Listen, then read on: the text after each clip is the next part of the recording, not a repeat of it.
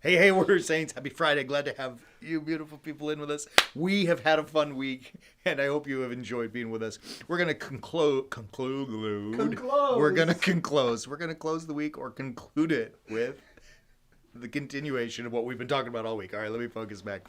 We've been talking this week about making the most of the time. When you want to make an offering to the world, make it count. Come on, man. Time is fleeting. It goes away. You can stall and delay, but time is not going to stop, right? We all know this. It will keep going without us. So make the most of the time that God has given you.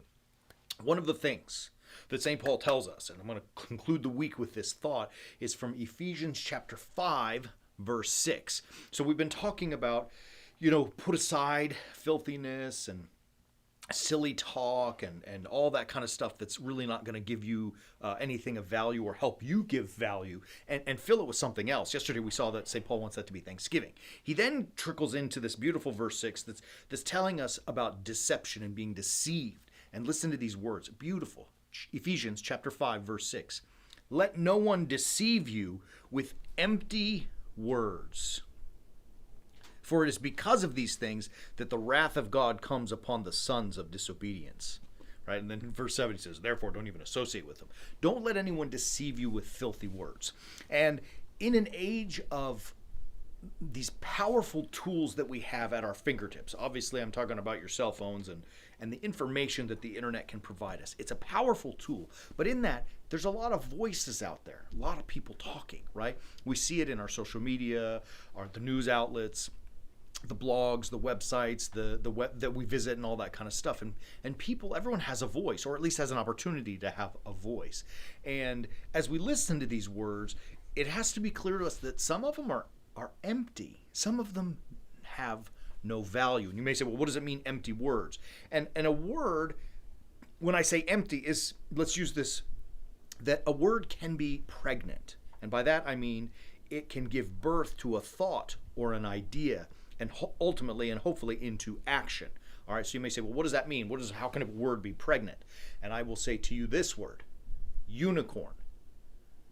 All right, now I love to use this as an example because unicorns, so they exist, right? Like, what are you talking about, Father? There ain't no unicorn. I mean, like, my kid has a stuffed animal unicorn, and that's it. Or sometimes, you have a poster on your wall when you're a teenage girl in grade school about a unicorn. Okay, fine, but they're not real, right? But is it?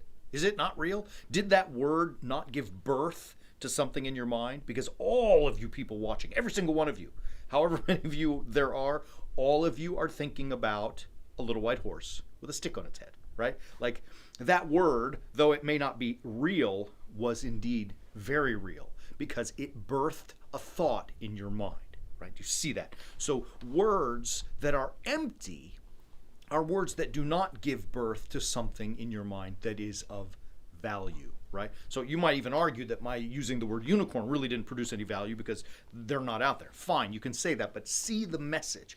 Empty words are words that produce things in you like anger, fear, hate, lovelessness, if I could even make that word up.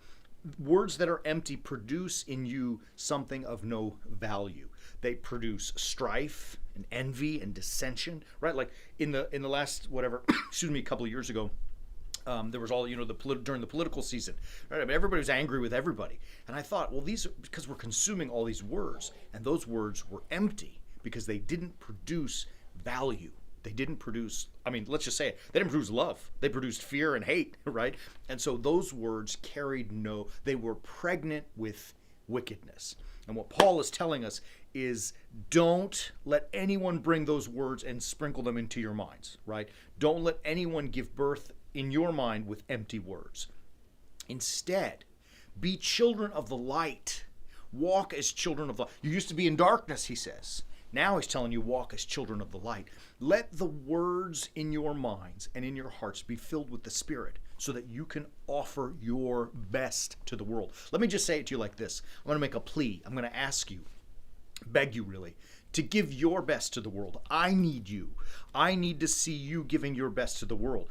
Believe it or not, I follow you as much as I can. I follow solid warrior saints out there to see what you're doing and what you're producing. And let me tell you, it's inspiring. Some people have done some amazing things. And every day when I see them, it gives me strength. It gives me courage. It gives me hope. And I want to be like you. I need you not to be filled with empty words. I need you to be filled with the words of the Spirit of God, things of the gospel that are going to produce in you a crucifixional life. Because trust me, I'm watching you and I'm following you and I'm doing my best to imitate you because you're far better people than I am. That's for sure. And so make your time count. Or as Paul says, make the most of the time, for the days are evil. It's up to us, warrior saints, to make a positive impact on the world. It's very easy for us to get lost in those empty words and find ourselves complaining about, oh, it's so terrible and it's not like it should be and it's not like... Fine, the world is what it is. We can choose to participate with empty words, or we can choose to make a difference by filling our heads with words that produce value. I'm encouraging you. I'm asking you to join me. Take my arm. I'm going to take yours, and let's make a positive, powerful impact on this world. You want change? Then go make it, right? Love you guys. We are going to, as always, encourage you, visit us at warriorsaints.org, because that pushing towards a positive change, it's not always easy because the world is really fighting against us. So don't do it alone. Join us on the way of the warrior saint. Let's do it. Do it together. We'll be back on Sunday morning for Orthros and Liturgy at 9 and 10 a.m. respectively, Mountain Standard Time. Join us, and then, of course, on Monday, we'll be back. Have a great weekend. Make the world a better place. Make your offering. Make it powerful. And you do so by walking on the way of the warrior saint.